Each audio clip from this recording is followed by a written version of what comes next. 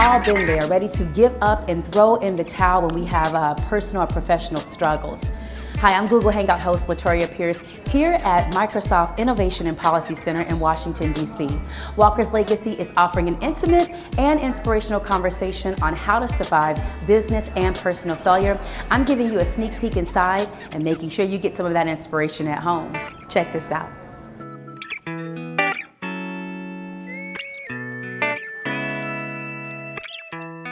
I'm here with Nicole Cober, one of our speakers of the night, and also a lawyerpreneur. Yes. You are the best of both worlds, an attorney and an accomplished and established entrepreneur. Yes, ma'am. Thank you so much for sharing your story tonight. It was incredibly inspiring. There's nothing like when you can meet someone who's at a point of success. They know the height of success, but you've been through the journey. Can you share with some of the folks out there, through that journey, through that process, those rock bottom moments, from that, like, what words did you live by? Like, is there like a phrase you think of that got you through it? Love God, love yourself, and love others, in that order. And I think my personal journey, as I shared, was that I was kind of an accomplishment-aholic. Mm-hmm. And I really jumped from, one successful thing and what that high was and how people would affirm me. But once once I lost my business and had to rebuild, what I found was that if I realized how much God loves me, it gives me the courage to love myself. Mm-hmm. And then you don't have to chase careers and relationships and things. You have enough to sustain you, and what you give really comes from an authentic place, a stronger place. It's not a needy kind of just a needy kind of accomplishment, And that really helped me kind of turn the page and also keep it moving, Yeah. I really talk very sincerely about some people get stuck and play, the worst day of their lives. They play that tape over and over again. And I'm not having it. I want to learn the lesson. I want to grow, and then I want to go. I want to keep it moving, and let's build on whatever challenges, whatever successes, but let's go to the next thing after we've learned some of the lessons of our pain. So I am with one of our speakers of the night, Miss Mo Ivory of WHUR 96.3. How are you? I'm good. It was a wonderful event, and I was just so happy to be here to have a conversation that's very real and that women can walk away feeling like they learned something. And so those are my favorite talks. I have a few questions for you. One is, you said something in the conversation, and that is, whatever it is you want to go for, attack it ferociously. Don't give yourself limits. If you want to contact the Ariana Huffingtons and so forth and so on, go for it. What's stopping you? For some folks, it's easier said than done. So what would you say is the best way to make that first initial step to say, you know what, I can do this?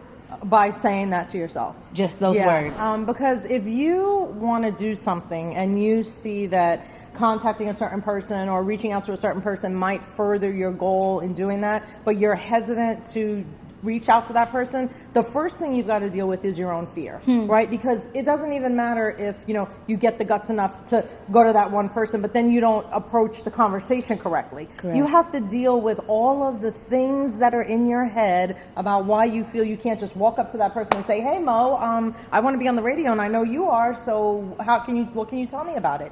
If you can't get to that step, then there's many steps before that you have to fix. And that whether that's confidence, whether that's a fear of public speaking, whatever the thing is, you have to deal with that. And so if you deal with it in therapy or you deal with it by, finding ways to get rid of your stress, whether it's yoga or you need to go to seminars for Toastmasters to learn how to do better, you have to first really tackle what the real true thing is that's keeping you from going after what you want to do ferociously. So I'm here with Tiffany Ingram. She's one of the attendees of the night. Tiffany, what did you think of the How to Survive Business and Personal Failure event? Oh my God, it was amazing. It was great just to hear like a real life girl chat. That's really what it was, with like business owners who, have hit rock bottom, but they came back up, and just believing in yourself and being fearless. That was like my main takeaway from the evening. It's just that, things may go wrong, but it's okay. Don't count yourself out. Just keep believing in yourself and be fearless.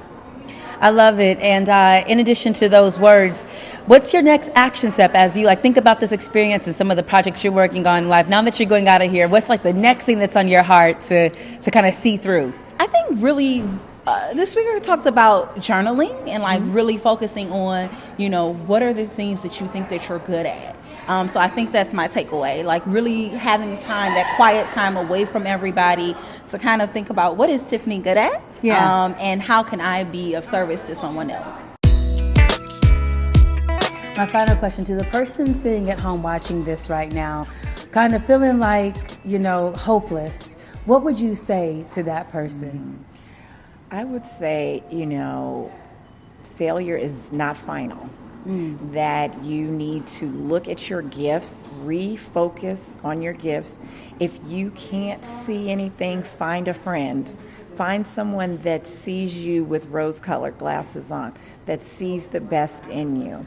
And sometimes that is a catalyst to help you kind of change the narrative that you're playing about yourself, and really see that as a learning experience. And how can you then take that and be of service to someone else? I've found so many people that have had such great success. One of the things they love the most is being of service, is sharing their stories. That takes you out of your personal pain, out of your personal head, and going on and being a catalyst to other people's successes. And that is really, that's what we're here to do. We're here to serve.